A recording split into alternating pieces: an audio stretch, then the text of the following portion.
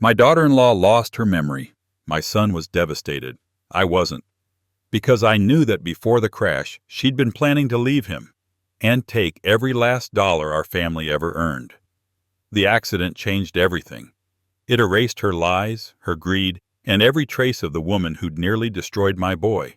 And when the doctor said her memory might never return, I saw what no one else did: a second chance.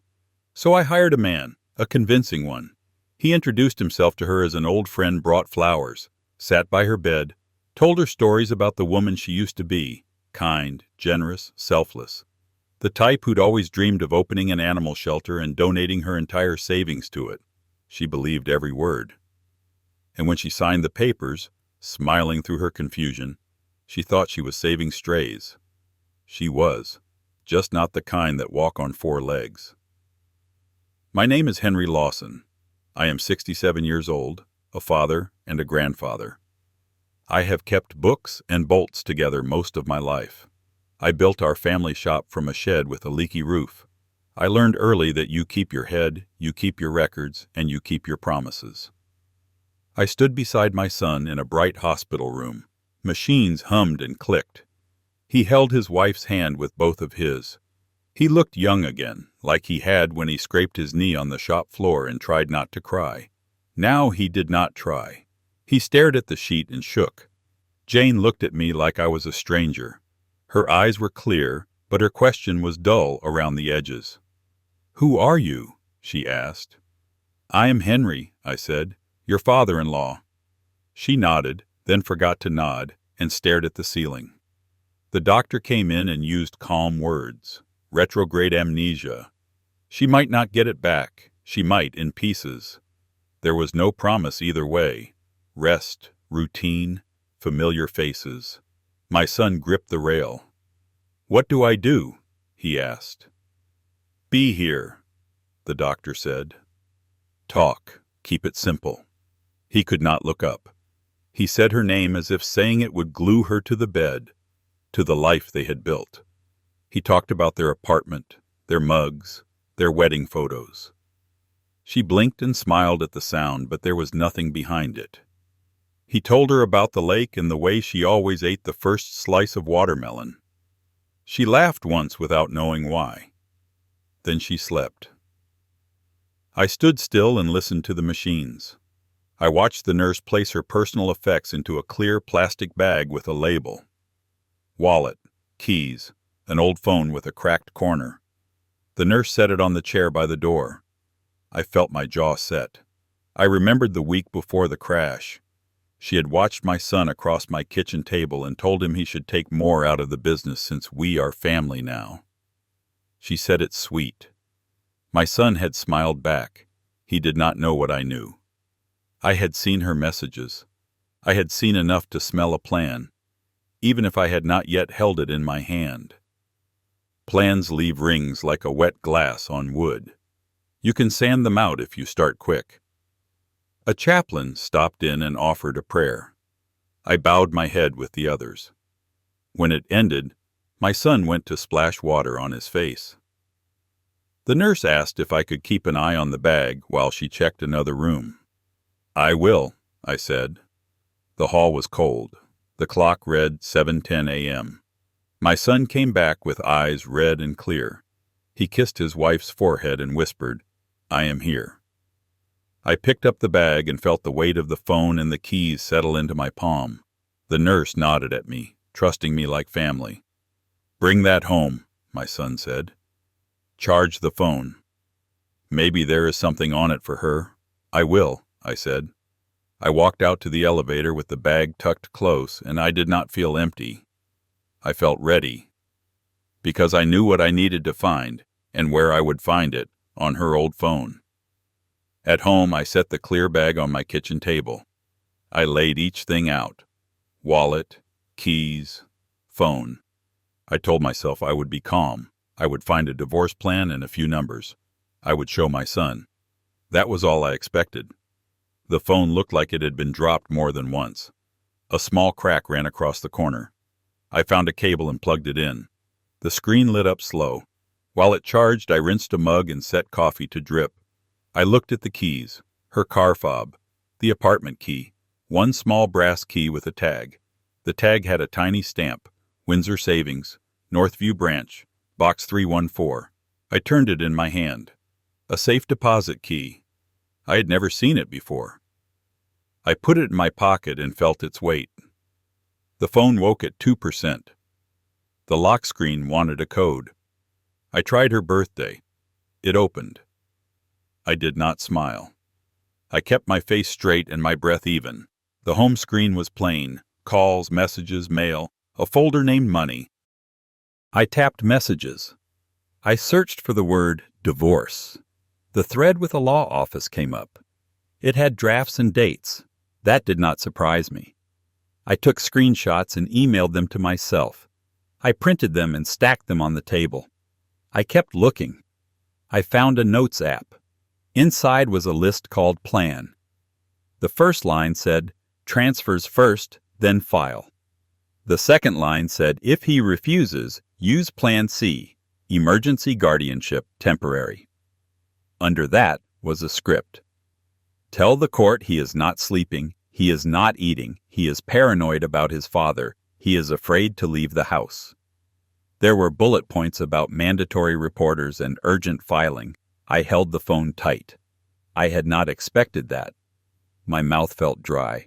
I took a sip of coffee and it did nothing. I tapped mail. I searched retainer. I found a receipt for a deposit to a trust account. The memo said family law, expedited. There was also a draft petition attached for temporary control of joint assets due to risk of dissipation. It had my son's name on it. It said he was unstable. It said he needed protection. I read it twice. My hands shook once and then went still. There was a voice memo. I pressed play. Her voice came through, clear and focused. If he resists, cry. Say you are scared. Use the word safe. Judges like that. Then a pause. Then a second voice. Her sister. We pushed this fast. Friday latest, a date was spoken. It matched the week she crashed. I felt heat rise in my neck. I put my palm on the table to steady myself. I opened calendar. There was an appointment. Tuesday, 2:15 p.m., Credit Union. There was a note in the box. Confirm sweep, set wire template. I clicked the location. It was our branch. I sat back. I looked at the papers I had printed, at the phone, at the small brass key in my pocket. I had come looking for a divorce plan. I had found a plan to strip my son clean and say it was for his own good. I had found a key to a box I did not know existed. I had found a clock ticking. I called my son. I kept my voice steady. Meet me at the bank at 2, I said. Bring your ID. Dad, what is this? It is more than I could have thought, I said, but we can stop it. I hung up and gathered the printouts into a folder. The shock was consuming me. Soon I would be sitting across from a banker, and I would not leave without proof and stamps. And with all these expectations, I still couldn't guess what was about to come next. Before we continue, please subscribe to the channel and write in the comments what time it is where you are now. I arrived to the bank. The lobby was quiet enough to hear shoes on tile. A woman in a navy jacket opened a glass door and gave us a steady look. Julia. She had the kind of face that had seen this before. We sat. I did not spread my papers yet. I watched my son. His hand shook, then stopped. He slid his ID across the desk like a man handing over the last thing he owned. Julia turned to her screen. The clock on the wall said 2:17 p.m. Her fingers moved. Her eyes changed. She did not look up right away. She printed one page, then a second, then a third. She lined them up like steps. 3 transfers set for this week, she said at last. 18,000, 42,000, 68,400. My son's mouth opened and then closed. My voice cut in before his. Cancel them. She clicked. The printer hummed again. The new sheets landed hot. She tapped the timestamps. The entries showed the exact times the transfers had been scheduled. iPhone, 3 days before the crash. She also created a wire template, Julia said. Clark and Lynn Company. Trust account. No wire sent yet. There is a bill pay to the same name for Friday. Remove it, I said. She did. She reset his security questions and locked the profile to his phone. She added a hardware token flag for later. She turned back to us, softer now. There is a cashier's check request, $50,000. Thursday pickup. It was not collected. I felt the air tilt. It had been real, not just plans in a phone. She had been on her way to the counter. The crash had put a hand across that path and held it for us to reach. Julia lowered her voice another notch. One more thing. An external account link was started. It did not finish. The name on the other side is Reed Family Holdings, LLC. Does that mean anything? It did. Reed was her sister's name. A shell to catch what she pulled. It was not only theft. It was a legal ambush with clean paper and a smiling face. I pictured my son in a small apartment with a folding chair and blamed himself for being foolish. I would not let that be our end. Julia stacked the printouts and slid them over. "Bring these to your attorney," she said. "Today." We walked out under a sky that had the nerve to look normal. My son leaned on the truck. His voice came out like a scrape.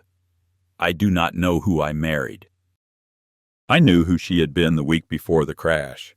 I also knew who she was not today. That did not change what she had set in motion. "We stopped the transfers," I said. "We did not stop the story she planned to tell." I felt the brass key in my pocket. Windsor Savings, Box 314. A secret room I could not open without her or a court. It pressed into my thigh like a reminder. There was more we had not seen.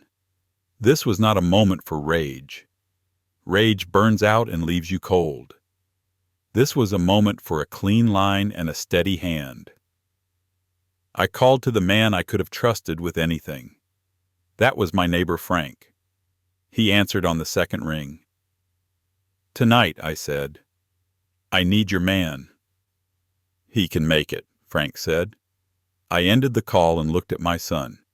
He stared at the papers as if they might bite him. "We are going to change what she hears," I said.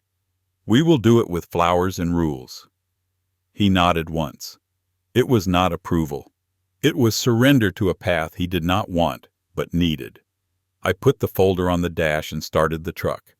It felt like turning a wheel on a slow, heavy machine. It moved because I forced it. And I would keep forcing it, until a stranger walked into a hospital room with peonies and rewrote the next page of our lives. Frank's garage was a block of light in the dark. The door was down. The workbench lamp threw a hard circle on the concrete. The air smelled like oil and sawdust and old summers. Frank stood back with his arms folded. The man he had promised was waiting under the lamp. Marcus, plain suit, calm eyes. He did not look curious. He looked ready. I did not waste him. I laid it out fast. The crash, the amnesia, the phone, the transfers we had killed at 2:23 p.m., the wire template stripped out, the cashier's check that had been printed and left waiting, the Reed family shell that made it all look clean. I kept the words short. I did not plead my case. I stated a problem that needed fixing. He listened without a blink. He did not nod. He did not make a sound. He wrote a few lines in a small notebook, the kind you can tear a page out of and no one notices. I watched his hand move and thought about the safe deposit key in my pocket. Box 314. A door I could not open yet. A room holding either air or the thing that would break my son if it came to light the wrong way. "This cannot float around," I said. "No rumors. No fingerprints." He met my eyes. I saw what I needed. Discipline. He tore out the page he had written and slipped it into his jacket. "I understand." I set one rule. No pressure. If she faltered, he would walk. I would rather lose the chance than win by force and watch it rot us later. He did not argue. He did not need rehearsed lines. He knew the work. Be ordinary, be kind, be convincing enough that a woman who had erased her own trail would feel safe to sign something better than the path she had laid. Peonies, I told him. Pink. 3 o'clock. Visiting hours. He would introduce himself as an old friend. He would talk about dogs, about a small shelter on a hill with a plain name. Second chance strays. He would ask for nothing. He would let her ask to help. His answer was a single sentence. I will make it easy to do the right thing. It landed like a weight set down where it belonged. We shook hands. His grip was dry and firm. He slid past us and out into the night. The motion sensor threw his shadow long on the driveway, and then the light cut out. He was gone. It felt like setting a gear into a machine and hearing teeth catch. Frank stayed quiet. He knew me too well to try and talk me down. He watched me gather myself. I was already moving. I went home and set everything on the kitchen table. That table had held birthdays and broken toys and late bills paid with hope. Tonight it held the truth. I squared the pages and watched my own hands, older than I felt, move like they did when I fixed small things so they would not become big ones. I took a blank folder and wrote a title across it, block letters that made the thing real. Donation directive, draft. The words looked plain and final. Names have weight. When you name what you are willing to do, you stop pretending it is accidental. I laid out a suit across the chair, the one from my wife's memorial. The cloth still remembered the shape of my shoulders after grief pressed them down. I heard her voice like a hand on the back of my neck. Stand up straight, Henry. Protect the boy. Do not mistake softness for kindness. The brass key went back into my pocket. It tapped against the table and gave a little ring. It sounded like a bell from another room. That was what I was up against. Rooms you could not see until the door opened, and then it was too late. I thought of the words that let those doors swing wide in a courtroom. Emergency, safe, protection. They shine when you say them. They blind you to the hands reaching through. I stared at the papers and saw my son at 8 years old, knee bloodied, jaw set, trying not to cry on my shop floor. I had told him then that pain passes if you do the next right thing. The next right thing was never easy. It was never loud either. I did not enjoy any of this. I did not kid myself. A woman had lost her memory, and I was going to place a new picture in its frame. That is a hard truth to carry. But she had chosen her path before the crash, and it ran straight through my son, our work, our name. I could let that road stay open, or I could close it. Mercy is not letting someone finish the harm they started. The kettle rattled. I did not pour. I looked at the window and saw only my outline in the glass. No past, no future, just a man deciding what kind of father he still was. My heart stayed slow. My hands were steady. This was not about rage. Rage burns bright and leaves you in the dark. This was about a line I would not let anyone cross again. On one side, my family. On the other, a plan that had smiled while it prepared to take everything. Tomorrow, Marcus arrived at 3 sharp with pink peonies and a steady smile. I stayed in the hallway and watched through the slice of window in the door. The room was bright. Machines ticked like soft metronomes. She sat up with a blanket around her shoulders and a look I had not seen on her face before.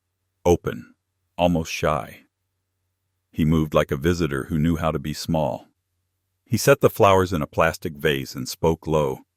I could not hear words, only a tone you trust without thinking. Her eyes lifted. A thin smile found its way to her mouth. I felt the first tug of doubt tug at me. Was I aiming a hammer at a bird? I pushed the thought down. I had seen what she planned when she could remember every lie. I had to hold that line. Marcus talked with his hands, easy and slow. He pointed once to the window, then to the flowers, then to his chest as if saying, "Remember." She leaned in like a child at story time. He paused and let her fill the silence with a nod. He was good at this. Better than I had hoped. It scared me a little. How good? He pulled a folded photo from his pocket. A shelter I knew. Chain link. A painted sign. Second chance strays. He must have printed it at a drugstore on his way. She took the photo in both hands and stared. Something in her face settled. The woman I knew from the messages had been sharp and hungry. This woman looked like she wanted to be told she was kind and true. People will reach for the softer version of themselves. That is why stories work. My stomach tightened. I had started this. I had steered it to this bed and this man and these flowers. I was not a bystander hiding behind good words. I was pushing a door shut with my shoulder because the wind on the other side wanted to throw it wide. Marcus said one sentence I could catch through the door. You always wanted to help the small ones. It hit like a cue. She nodded fast, almost relieved. The nurse slipped in, adjusted a line, and smiled at the flowers. Even that helped. The room agreed with the story now. He stood to go, then paused at the foot of the bed. He let the silence hang until she asked the question he had built the whole visit around. How do I help? Her voice was thin, but it had decision in it. He kept it simple. There is a way to start, he said. She held the photo tighter. Bring it, she said. He walked past me without looking, without a wink, without any triumph in his step. That was right. There was nothing to celebrate yet. The door eased shut behind him. I leaned my forehead against the glass and let out a slow breath. I had the crack I needed. Now I had to pour something honest into it before someone else filled it with a lie. I met my attorney, Ms. Patel, at 8 the next morning. Her office was quiet and plain. No diplomas on the wall, just a plant that needed water and a stack of case binders lined like bricks. I put the bank printouts down and then the emails, then the transcript I had typed from the voice memo. I slid the brass key last. The little thing looked loud on her desk. She read without talking. Her eyes moved like a scanner. When she looked up, I was ready for judgment. It did not come. Only a firm nod. This is a boundary, she said. 4 words, clean and heavy. Make it hold, I said. She drafted while I sat and stared at a scratch on the table. Donation directive. Irrevocable instruction to establish and fund an account at the Community Foundation. Trustee beyond us. No clawback. No beneficiary change without court review. A charity named in plain language. Second chance strays. No loopholes you could slither through later and call it mercy. If she signed calm and willing, it would stand like a post sunk deep. I thought about the woman in the bed and the woman in the drafts. The first looked at flowers like they were light.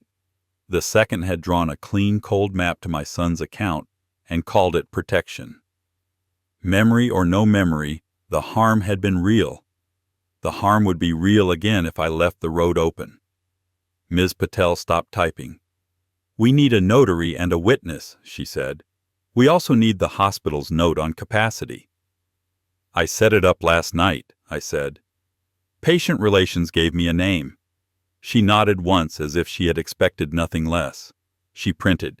She read it aloud to herself, slow, like a pilot reading a landing checklist. I liked that. It made me trust the paper. One more piece, she said. A letter to the bank to hold any cashier's check request in her name and contact the trustee if she presents one. We cannot block her from her money, but we can give the bank a clear instruction to ask the right questions.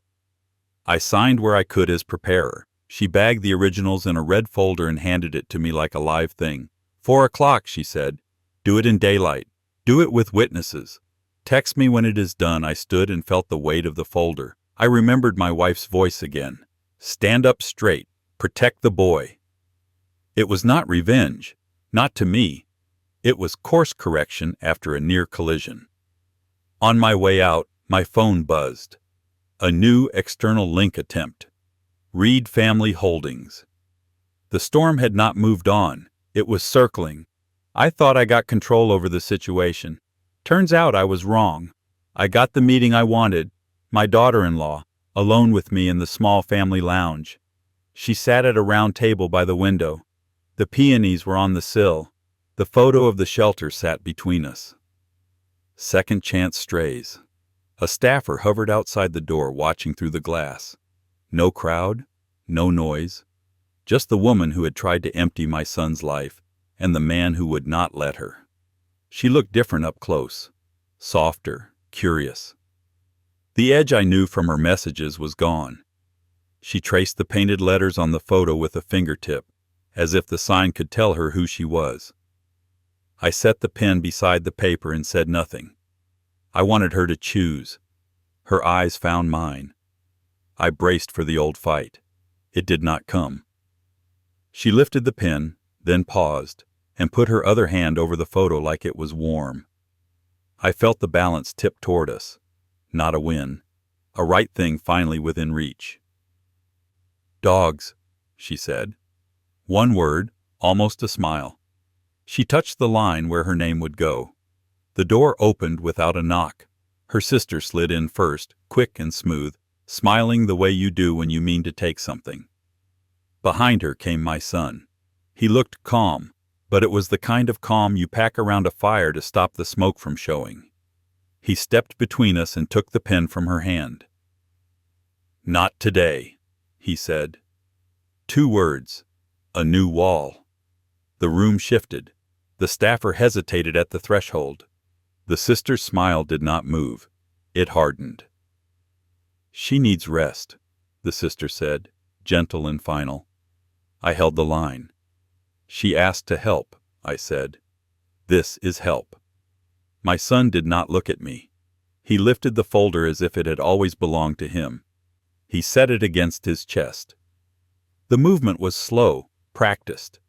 I understood then that someone had drilled him in how to do this without a scene.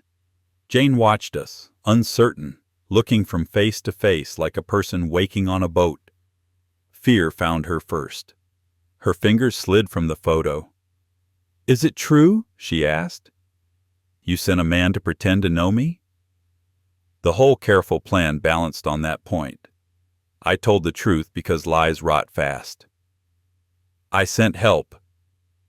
She flinched like I had slapped her. The sister leaned close and whispered. I could not hear the words. I saw their work. My daughter-in-law turned the photo face down. She would not meet my eyes. The staffer cleared her throat. "We need calm," she said, already opening the door wider. My son moved. He walked out with the folder. The sister followed, a step behind, pleased. The door eased shut. The room held the outline of a life that could have been kinder. I stood alone with the photo turned over and the flowers looking foolish on the sill. I had not lost to paper. I had lost to a voice in my son's ear that wore family like a mask. After some more thoughts, I decided to go straight after him. I needed to know where his loyalty was.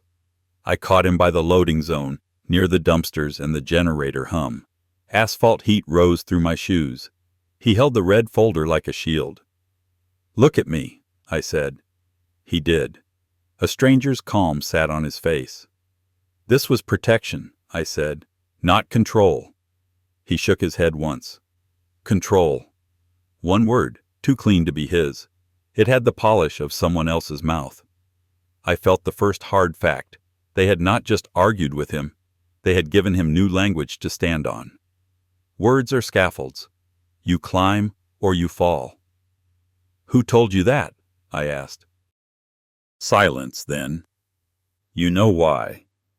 I did not. That was the second hard fact. There was a secret planted between us, already watered. I searched his eyes for the boy who brought me stripped screws and asked how to start them straight. I saw a man who had been briefed and sent out. "They said you hired an actor, and that's pathetic," he said. "They said you're afraid of what she'll remember. They said I should ask where you were the night of the crash." I let it hit and slide. If I argued point by point, I would be boxing smoke. A better question burned. How did they get to him? In the hall outside her room? In a coffee line, all concern and soft hands? In a text at midnight when grief makes you polite? Did they say I would take his choice, then offer theirs as mercy? Did they tell him being a good husband means standing against the man who controls him? They study men like my son. Quiet, loyal, hungry to be fair. You can steer that if he trusts the wrong voice. She is my wife, he said. If anything is signed, I am there. You are her husband, I said. And you were the target. He flinched. It landed, then slid off. That told me the third fact. They had practiced answers with him. They had rehearsed him past shame. The sister's car idled 2 spots away. Headlights on. The low growl of the engine made the whole scene feel staged. Actors on their marks. My son in the center with the prop in his arms. Go home, he said. I'll handle it. 2 sentences, both neat. I thought about every door the word control could open in a courtroom and every door it could close in a family. I thought about the nights I had chosen quiet over hard talk because I wanted peace in my son's house. How many of those silences had become invitations? Where did I miss the crack that let them in?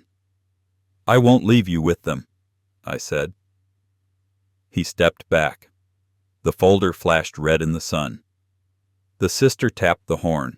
One sharp note like a finger snapped. He went. Passenger seat. Door shut. No look back. The car slid into traffic and took the folder with it like a hostage. I stood with the generator humming, and the questions crowded me. What story did they tell him about me? What old hurt did they pull on like a thread? Did they show him a half-truth that fit too well? Something I had done or failed to do that made their lie ring like a bell? My phone buzzed. Marcus. Stopped at the door. Someone warned them. I am out. Good. A clean failure tells you the shape of your enemy. They were not just greedy. They were organized. They had reach. They had timing. I gripped the rail until my hands steadied. Not rage, aim. If they had the room, they had it because I gave up space. That ended now. They wanted me to chase them in daylight while they whispered at night. Fine. I would pull the whisperers into the light and cut their lines. My family closed ranks against me. I expected the in-laws to take their shot. I did not expect my own son to hand them the gun. That was the moment I stopped asking for fairness and started planning revenge. Now it was my turn to strike. You won't believe how I'm going to deal with traitors. Next morning, I decided to make a quick operation. I rushed through the hall with coffee in a paper cup and a knot in my chest. I had lost the folder. I had not lost the point. I needed to see her again, not for signatures, but for truth. Jane sat by the window, blanket over her knees, hair brushed smooth. My daughter-in-law. The woman who had mapped a path through my son. The woman who had smiled at the flowers like a child. 2 lives in one face. Hi, she said, wary but open. The nurse adjusted a line and left us with the quiet. I kept my voice simple. I brought a photo, I said, and set the shelter picture on the tray. I did not mention papers. I did not mention money. I wanted to see what lived in her without anyone else's words. She touched the sign with her fingertip as if feeling the paint. This looks right, she said. I do not know why. A small hope stood up inside me. Maybe there was more in her than the plan I had found. Maybe memory is not only facts. Maybe it is also the stories we were proud to tell. We sat with that for a minute. Then a shadow crossed her face. She looked past me, down at her hands, back to the window. The smile went thin. What do they say about me? She asked. They. Not we. Not even names. They. I heard the sister in that word. I heard the man in the suit. A circle had formed around her and closed my son inside it. They say you need rest, I said. I say you need quiet. She nodded, uncertain. Her eyes kept scanning the room like a bird in a strange cage. "I remember a word," she said. "It feels heavy." "What is it?" She stared at the photo, and her mouth shaped the sound before the whisper came. "Windsor." The brass key in my pocket felt hot. Windsor Savings, Box 314. A door I could not open. My mind ran ahead. What had they put in there? Copies? Cash? A letter to break my son if it surfaced? Her brow pulled tight. Jane pressed her palm to her temple like the memory hurt. "I am sorry," she said. "It is like smoke." "It is enough," I said. "Thank you." Footsteps came down the hall. The sister's voice swept past the door, sweet and practiced. My daughter-in-law flinched. I saw it. I also saw the part of her that wanted something clean. Both truths fit in one face. I stood. "I will come back," I said. "Please do," she said, and looked at the picture one more time like it knew her name. I walked out with the word Windsor burning a hole in my pocket. It was time to start a new investigation. The automatic doors breathed heat at me as I stepped out. Sun on glass, ambulances idling.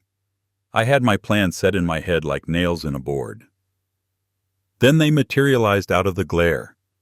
My son, her sister, and a man in a fitted suit that smiled without teeth. They had waited for me. That told me everything. The sister angled in first, soft voice, hard eyes. My son hung back half a step, shoulders square, mouth a straight line. The suit flanked him like a shadow that charged by the hour. I did not stop walking. I made them step backward into the sunlight. People brushed past with flowers and discharge papers. Life went on around our little war. "Stop," the sister said. I kept my hands loose at my sides. If I reached, I would look like the thing they had named me. My son's gaze slid past me, as if he was reading lines on a far wall. He had a new stillness. Someone had rehearsed him into it. A boy I raised to tell the truth now stood like a man told to hold a pose until the camera clicked. I said one word. "Windsor." A small thing, lighter than a feather. It landed like a brick. The sister blinked. The suit's smile twitched. My son's jaw tightened. I stepped closer, close enough to see the shave line on his neck. 3, I said. Northview. No lecture, no proof waived. Just the place where lies run out of hallway. The sister recovered first. Her mouth softened into care. She touched my son's sleeve like he was a child waking from a nightmare she alone could cure.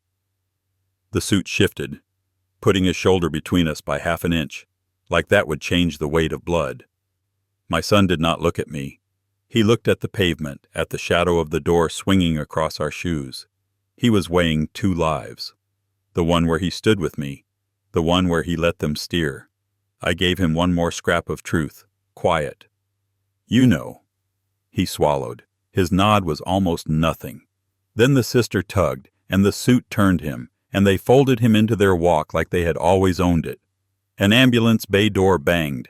A child laughed. The sun baked the smell of rubber into the air. I stood in it until my anger cooled to an edge I could hold. 3 o'clock.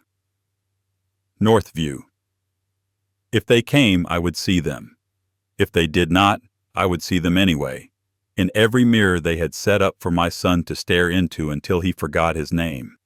Banks always smell like paper and air conditioning. This one also smelled like dread. I sat under a plastic plant and watched the clock inch toward 3. I told myself the time did not matter. Then they arrived on the minute, which told me it mattered to them. We went past carpet and posters to a small room with a table and metal drawers. No drama, just a door that opened when the right people nodded.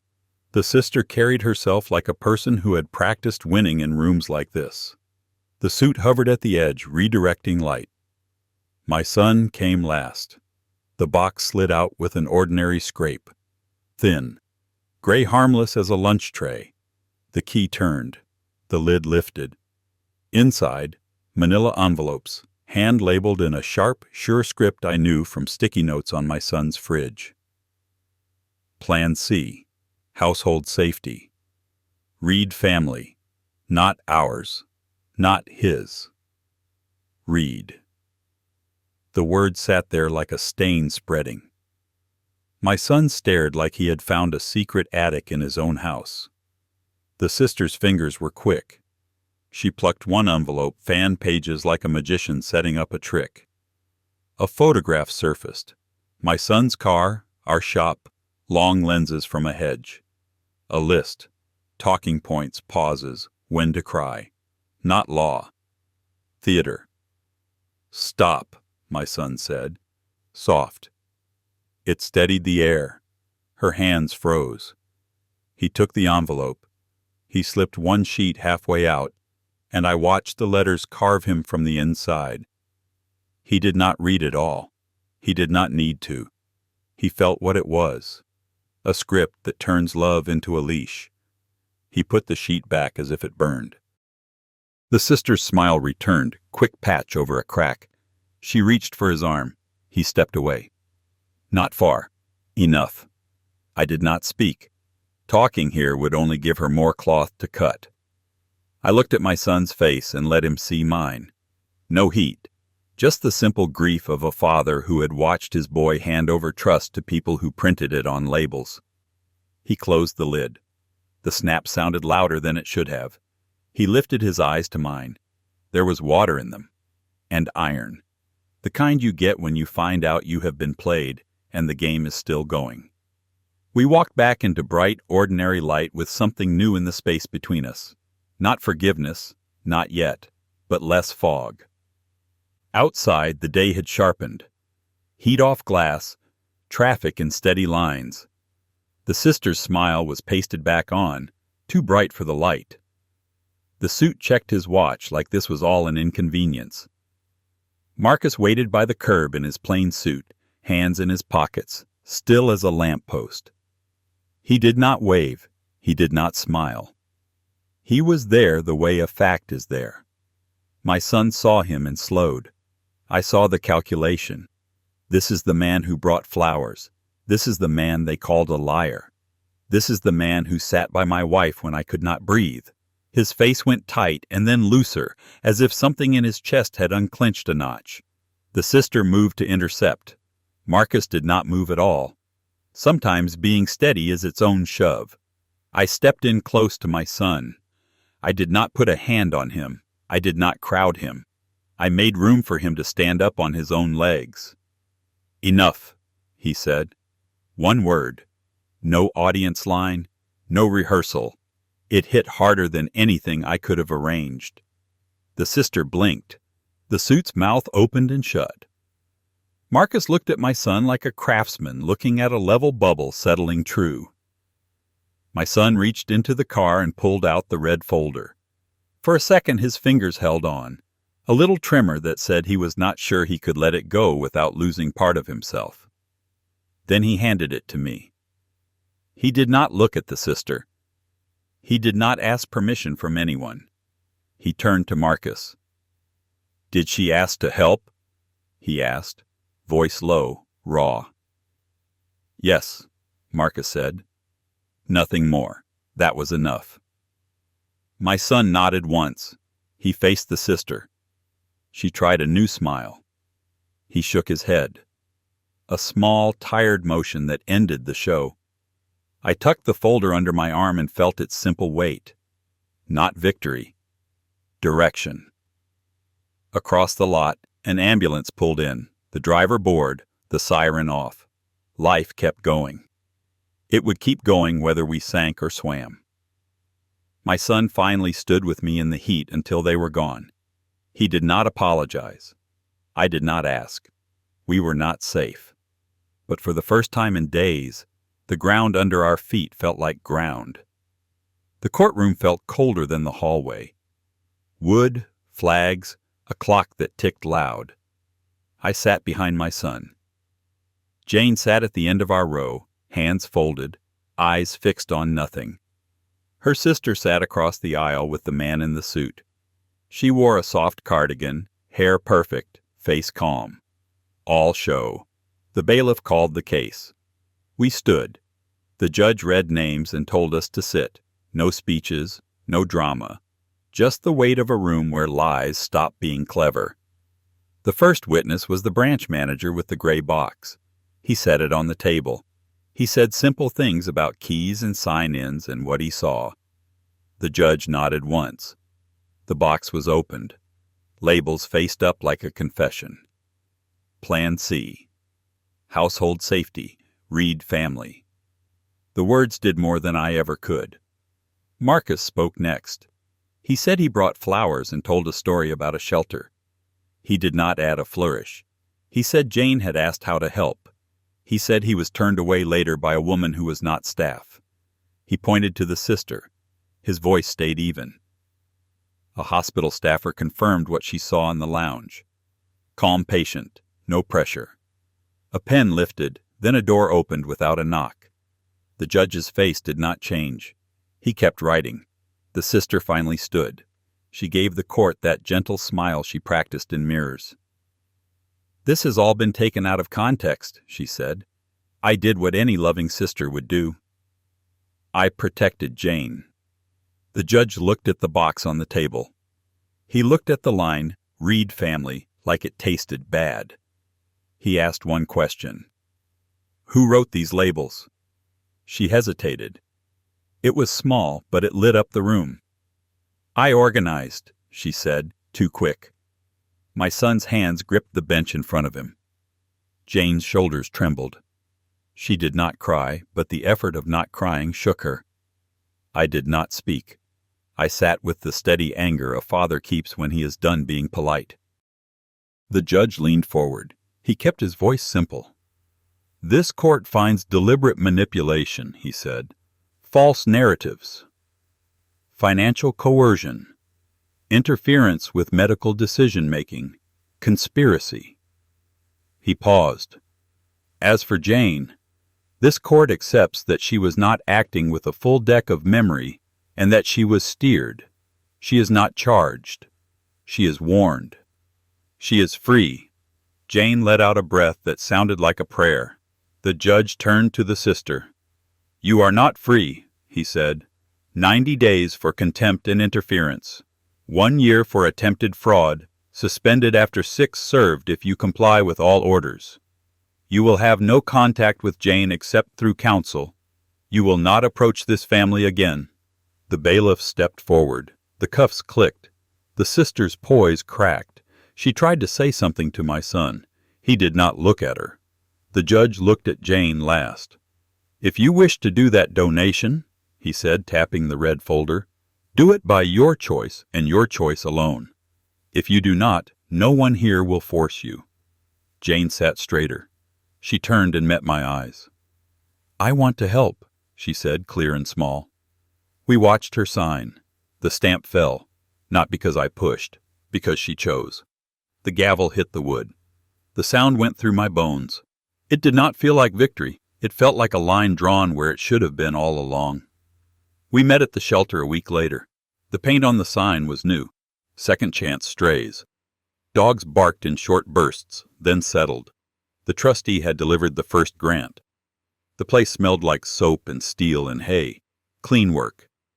My son stood beside me. He looked older. Not in his face. Behind it. Jane stood a few steps back with a leash in her hands, watching a small brown dog circle and sit, unsure and eager. The bruise of court had not left any of us. He spoke first. 3 words, no script. "I am sorry." He held my eyes. He did not drop them, and he did not ask for a soft landing. "I let them talk for me," he said. "I let them make you a villain to fit their story. I wanted to be good and ended up weak. That is on me. I did not rush to forgive. I let the words stand." Jane came closer. "I do not remember what I did," she said, "but I saw enough to know what I almost did. I am sorry for the harm that rode on my name." Her voice shook. She did not look away. If you need distance, I understand. I set my jaw and said what I should have said at the start. I will not pretend this never happened. We do not go back. We go forward with a fence. Simple rules, not a list, a line. You two keep your marriage out of our accounts and out of my shop, I said. You tell me hard truths early. No more surprises. If whispers start up again, I walk. My son nodded. He did not ask what he could do to make it right. He asked something better. Where do I start? With work, I said. At the shelter. For a while. Build something that is not about you. He smiled at that, small and real. Jane tied the leash to the fence post and wiped her eyes with the heel of her hand. The dog leaned against her leg as if he had decided she was his person. She laughed once, surprised by it, like a note she had not hit in years. We walked the runs. I oiled a sticking latch with the little tin from my pocket. The gate swung smooth. I liked the sound. It said a thing could move without scraping the skin off. When we were done, my son put his hand on my shoulder and squeezed. No words. He knew this would take time. He knew I was not promising more than a chance. We stood under the new sign and watched the sun drop. I did not bless them. I did not curse them. I gave them room to stand upright. My name stayed mine. My work stayed clean. The door I had closed stayed closed. Another one, smaller, opened a crack. That was enough. For now. If memory wipes the guilt, does it wipe the debt? And would you still set the fence I set? What is your opinion? Share it in the comments below. My grandpa's words really happened. I believe him. If you want more true tales stories like this, hit subscribe.